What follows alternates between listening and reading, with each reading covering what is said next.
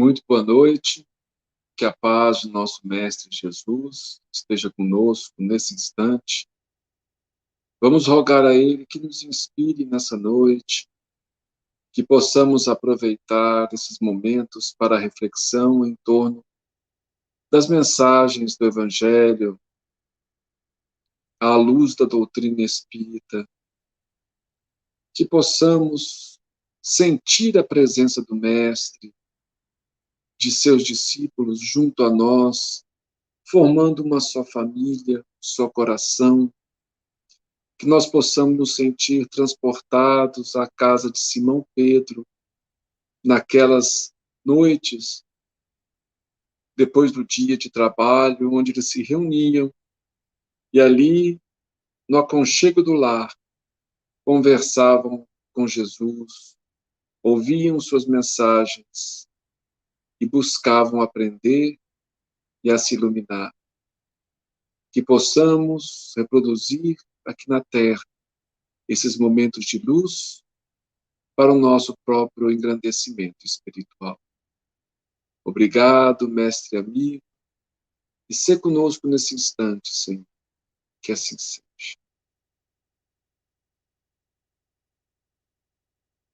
Continuando o nosso estudo do livro Jesus no Lar, de Neio Lúcio, psicografia de Chico Xavier, nós temos hoje o capítulo 25, que se intitula A Visita da Verdade.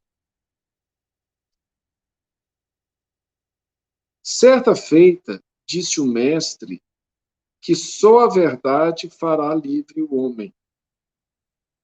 E talvez porque lhe não pudesse apreender de imediato a vastíssima extensão da afirmativa, perguntou-lhe Pedro no culto doméstico: Senhor, que é a verdade?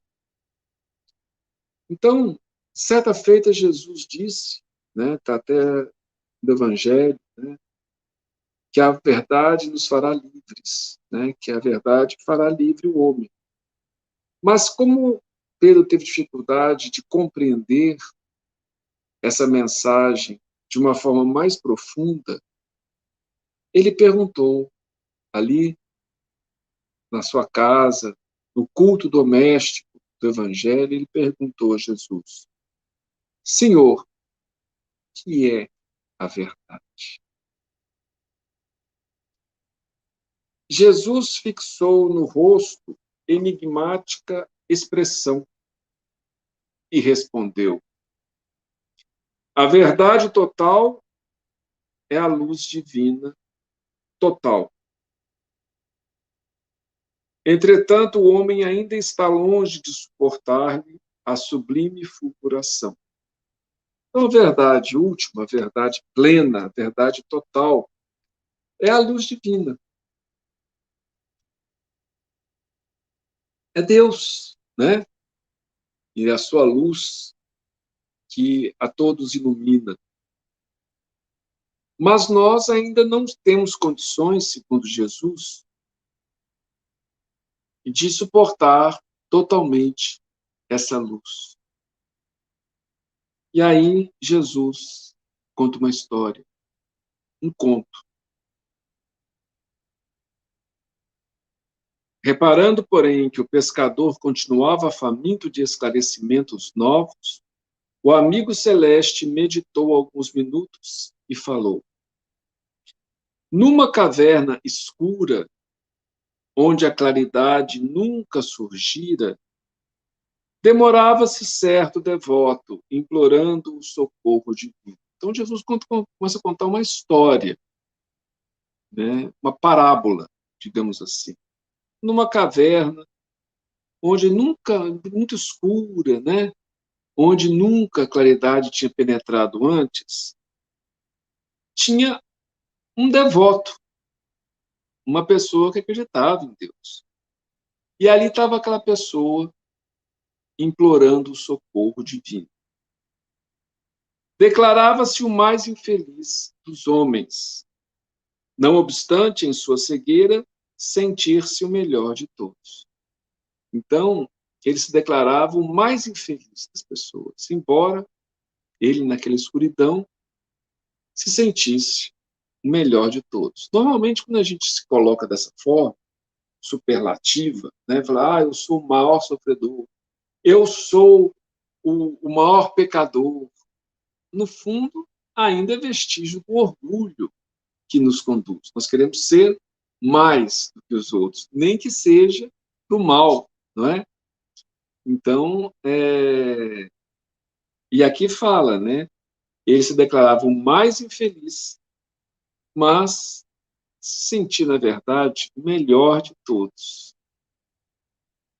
Reclamava contra o ambiente fétido em que se achava. Então, um ambiente cheio de cheiro, um cheiro ruim, onde ele estava ali, e ele reclamava para Deus desse ambiente. O ar empestado sufocava-o, dizia ele em gritos comoventes. Esse cheiro, esse ar pesado, ele me sufoca. E ele estava gritando ali.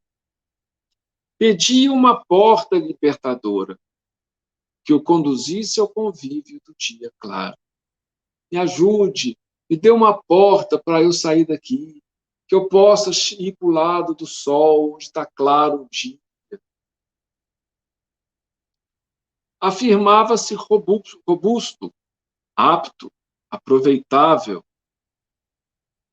Por que motivo era conservado ali, naquele insulamento doloroso?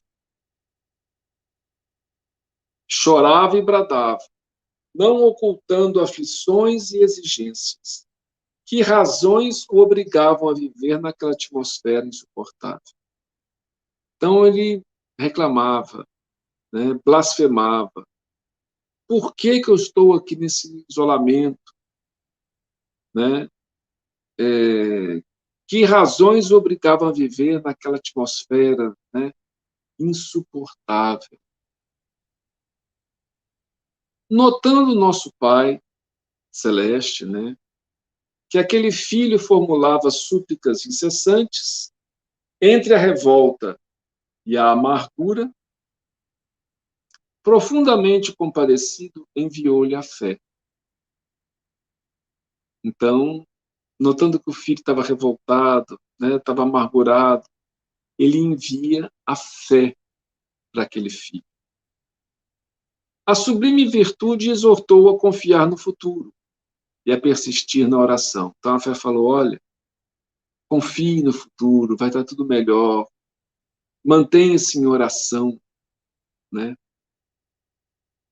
O infeliz consolou-se de algum modo, mas a breve tempo voltou a lamuriar. Ficou quieto um pouco, a fé o acalmou um pouco, mas em pouco tempo ele voltou a reclamar, a lamuriar. Queria fugir do monturo, e como se lhe aumentassem as lágrimas, o Todo-Poderoso mandou-lhe a esperança. Ele queria sair dali, né? E tudo mais e tal. E aí Deus mandou para ele a esperança. A emissária chegou, né? Afagou-lhe a fronte suarenta e falou-lhe da eternidade da vida, buscando secar-lhe o pranto desesperado. Para isso, rogou-lhe calma, resignação, fortaleza. Então, a esperança falou, olha, a vida é eterna, né? Tenha calma, resignação, seja forte. O pobre pareceu melhorar, mas decorridas algumas horas, retomou a lamentação. Não podia respirar, ele dizia, em desalento. Conduindo, determinou o Senhor que a caridade o procurasse. Veio a fé, a esperança e agora a caridade. A nova mensageira acariciou e alimentou, endereçando-lhe palavras de carinho, qual se lhe fora abnegada a mãe. Então a caridade ajudou ele, alimentou, né? E falou palavras de carinho como se fosse a própria mãe dele. Todavia, porque o mísero prosseguisse gritando revoltado, o pai compassivo enviou-lhe a verdade. Então, veio a fé, veio a esperança, veio a caridade, e ele continuou blasfemando, continuou revoltado, e agora veio a verdade. Quando a portadora de esclarecimento se fez sentir na forma de uma grande luz, então ela surgiu, a verdade surgiu, iluminando, né? O infortunado, então, viu-se tal qual era e apavorou-se. Então, ele viu como ele era. Naquela escuridão, ele não se enxergava. Mas, quando veio a verdade, ele passou a se enxergar, a ver como ele era. Seu corpo era um conjunto monstruoso de chagas pustulentas da cabeça aos pés. Então, o corpo dele estava cheio de chagas, de feridas, da cabeça aos pés. E agora perseguia espantado que ele mesmo era o autor da atmosfera intolerável em que vivia. Então, aquele cheiro, tudo que ele sentia, saía do seu próprio corpo. O pobre tremeu cambaleante, e notando que a verdade serena lhe abria a porta da libertação, a verdade bem iluminou, e abriu a porta para ele sair dali. Horrorizou-se de si mesmo, sem coragem de cogitar da própria cura. Ficou tão horrorizado com a sua própria situação que nem pensou na própria cura. Longe de encarar a visitadora frente a frente, para aprender a limpar-se, a purificar-se, então, se ele encarasse a verdade, ele ia começar, não, eu posso me limpar, posso começar a me tratar, né? Ele fugiu espavorido, em busca de outra furna, onde conseguisse esconder a própria miséria que só então reconhecia. Então, ele foi procurar outra caverna, outro buraco, outra, né? Para se esconder, para esconder a própria miséria que ele percebia, que agora ele percebia que tinha. O mestre fez longa pausa e terminou. Assim ocorre com a maioria dos homens, perante a realidade. Sentem-se com direito à recepção de todas as bênçãos do Eterno e gritam fortemente implorando a ajuda celestial. Enquanto amparados pela fé, pela esperança, pela caridade, consolam-se e desconsolam-se, creem e descreem, tímidos, irritadiços e hesitantes. Todavia, quando a verdade brilha diante deles, revelando-lhes a condição em que se encontram, costumam fugir apressados, em busca de esconderijos tenebrosos, dentro dos quais possam cultivar a ilusão.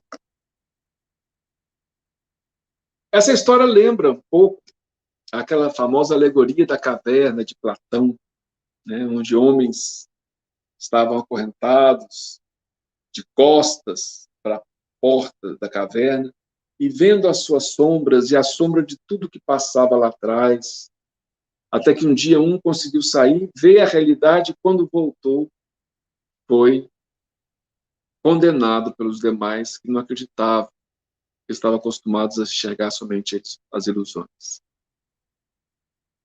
E nós nos acostumamos com as ilusões.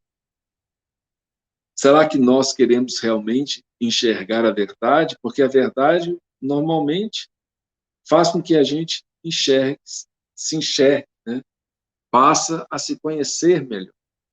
Então, é bom que a gente se conheça, mas a gente pode fazer isso aos poucos, para a gente ir se percebendo nossos defeitos, que são as feridas que ele trazia, são alegorias, né? Uma alegoria sobre os defeitos que nós trazemos na alma. E que aos poucos nós devemos enxergá-los e curá-los. Mas será que a gente quer fazer isso? Ou a gente quer viver na ilusão que a gente é melhor do que as outras pessoas?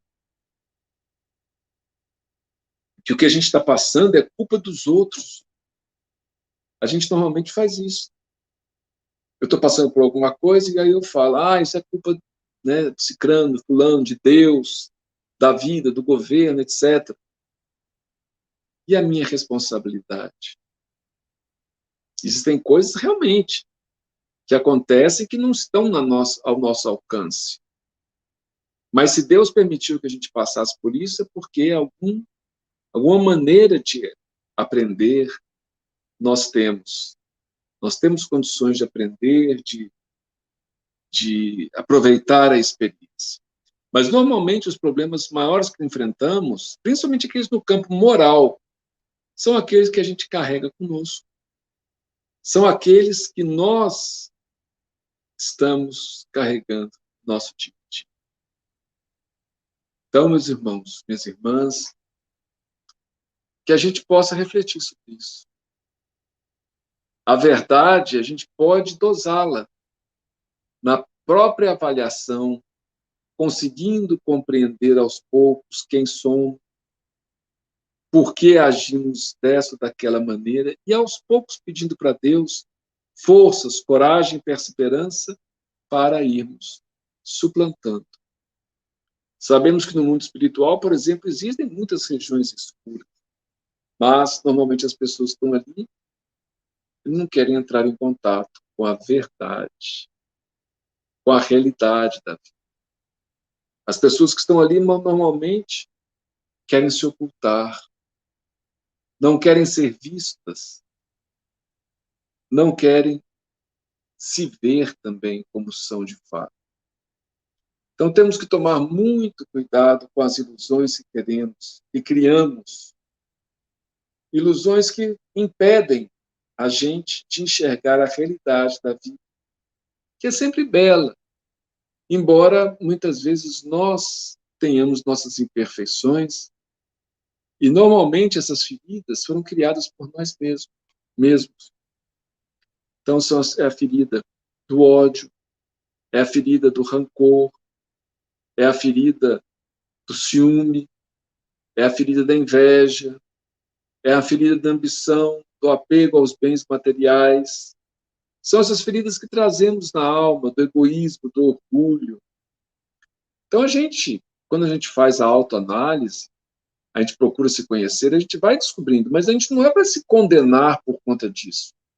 É a mesma coisa que um doente se vê doente, se reconhece doente, se condena por isso? Não. O que o doente tem que fazer? Procurar tratamento. E quem é o médico? Jesus. Ele é o nosso mestre divino. Ele é o médico de nossas almas.